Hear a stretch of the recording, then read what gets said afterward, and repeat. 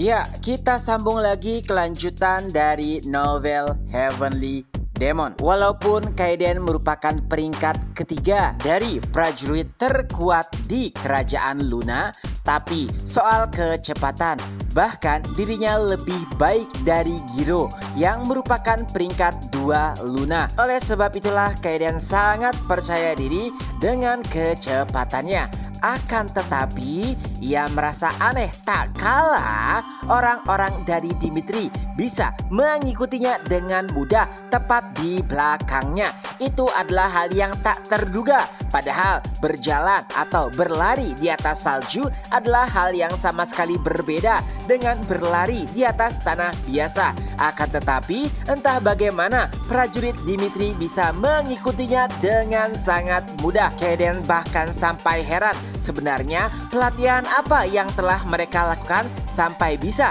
beradaptasi dengan mudah.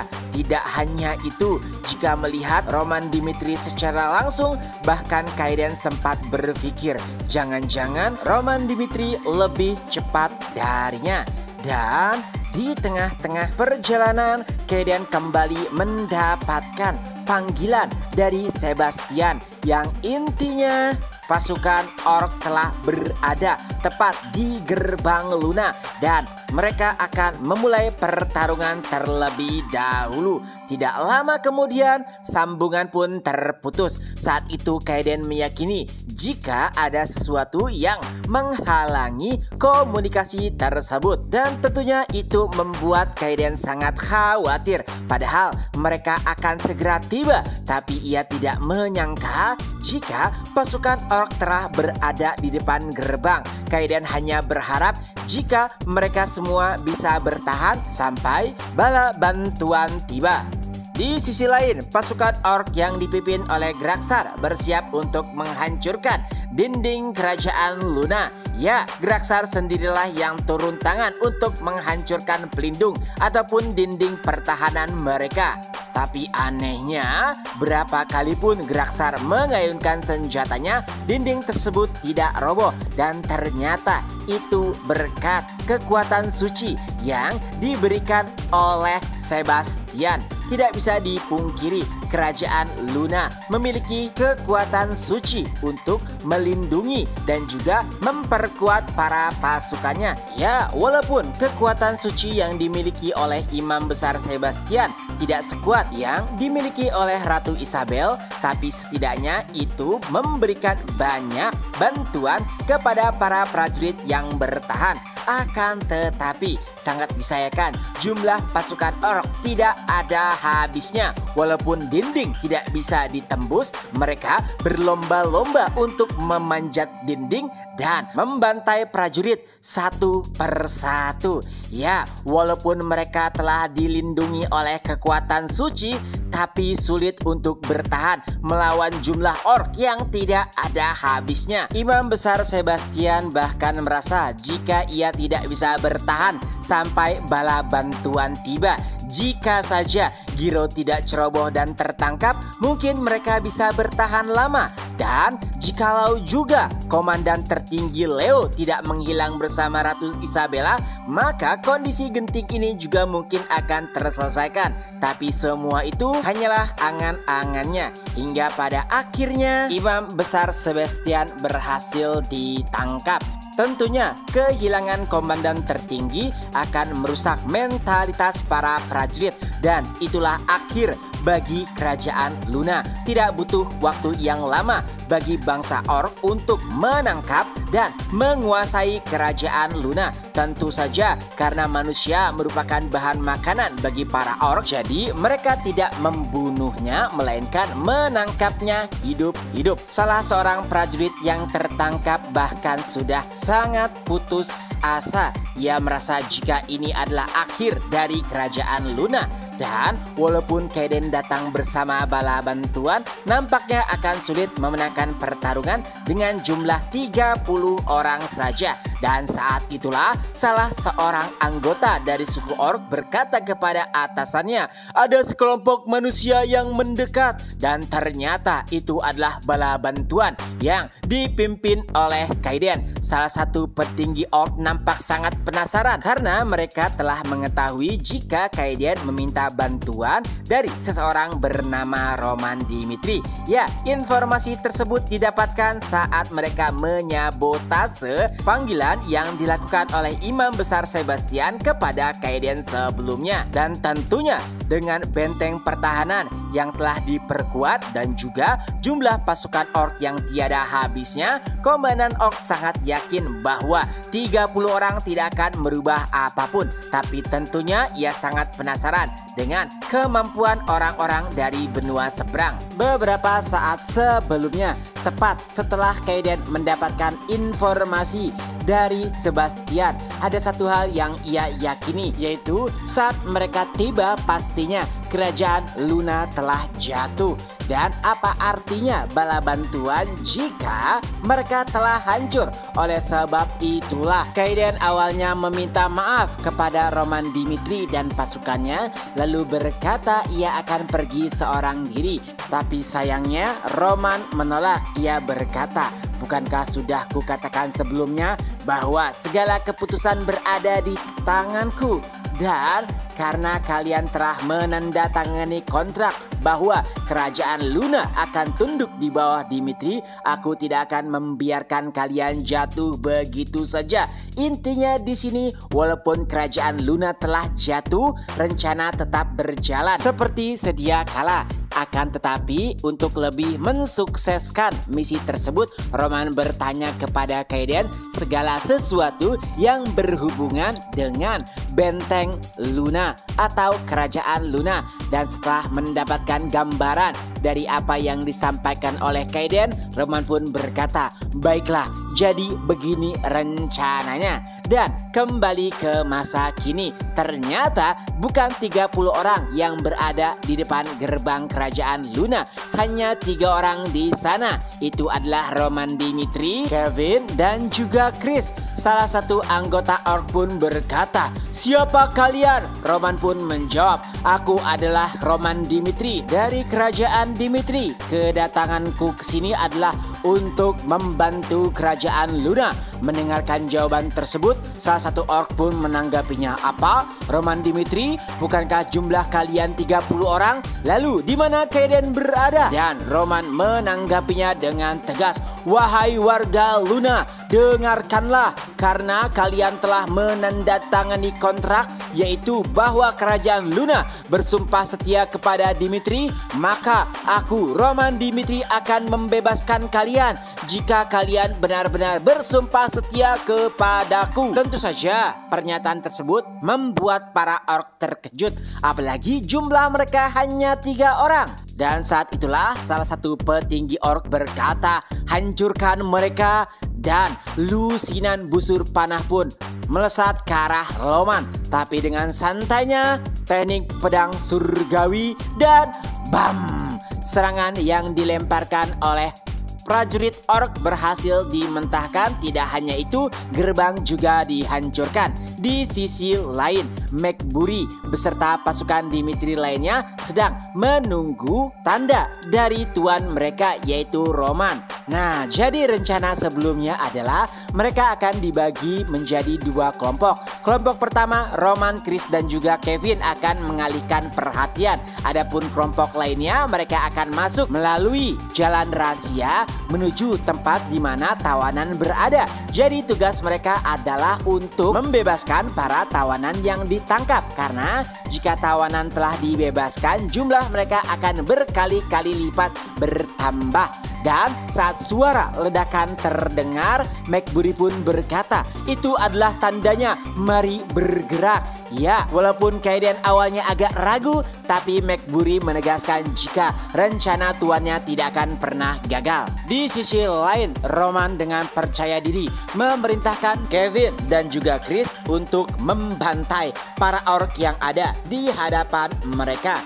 adapun dari pihak orc sendiri yang dipimpin oleh Komandan Carlot, ia memerintahkan para orc lainnya untuk membunuh musuh. Ya, awalnya Carlot meremehkan rombongan Roman karena mereka hanya berjumlah 3 orang. Tapi yang terjadi setelahnya itu adalah pembantaian sepihak. Ya, bukan hanya Roman Dimitri yang bisa membunuh para orc dengan mudah. Kevin juga Chris sama sekali tidak menunjukkan belas kasihan kepada setiap orc yang datang di hadapan mereka. Ya, kerajaan Luna menjadi neraka bagi para suku orc. Di sisi lain, kelompok kedua setelah menelusuri jalan yang sulit akhirnya hampir tiba di tempat para tahanan. Di dalam perjalanan, Kaeden lagi-lagi dibuat terkejut karena jalan rahasia yang mereka lalui itu sebetulnya sangatlah sulit. Tapi entah bagaimana pasukan Roman bisa melaluinya dengan sangat mudah. Dan ternyata rahasianya adalah 1 minggu sebelum kepergian Dimitri, Roman mengajarkan para pasukannya sebuah teknik, yaitu Snow Heaven. Teknik yang dimiliki oleh pasukan di Istana Laut Utara. Dan berkat teknik itulah para pasukan Dimitri dengan mudah bisa berjalan atau berlari di atas salju. Kembali lagi, nah sayangnya ada beberapa orc yang menjaga di beberapa tempat. Tapi tiba-tiba para penjaga orc tersebut langsung tumbang karena beberapa pasukan Dimitri langsung bergerak cepat dan membunuh mereka. Ya, perjalanan yang awalnya dikira Kaeden sulit berubah menjadi sangat mudah. Ia bahkan berpikir apakah rencana ini akhirnya akan berhasil. Itu semua karena dari awal Kaeden belum mempercayai kemampuan prajurit Dimitri kecuali Roman. Tapi saat melihat dengan mata kepalanya sendiri, ia hampir tidak mempercayainya. Karena untuk sampai ke tempat para tahanan, mereka harus melalui pasukan orc yang jumlahnya ada ratusan. Dan ternyata pasukan Dimitri bisa membunuh mereka dengan sangat-sangat mudah. Apalagi sosok yang bernama Logan, Fred, dan juga Ares. Kembali lagi ke Roman. Para orc yang melihat kebrutalan Roman beserta bawahannya langsung berlari ketakutan.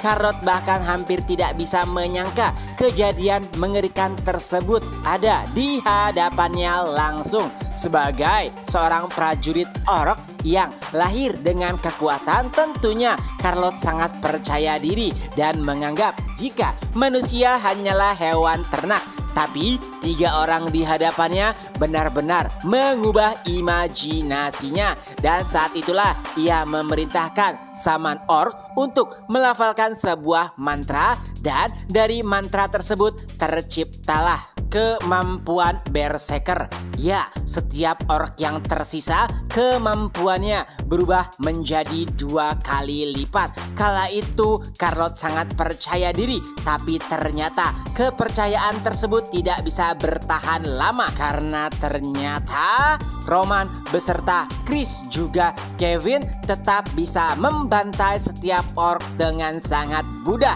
Jarak mereka bahkan mulai mendekat hingga pada akhirnya karena sangat panik, Carlot pun memerintahkan Saman Orc untuk melakukan sesuatu. Tapi setelahnya kepala Saman Orc pun melayang.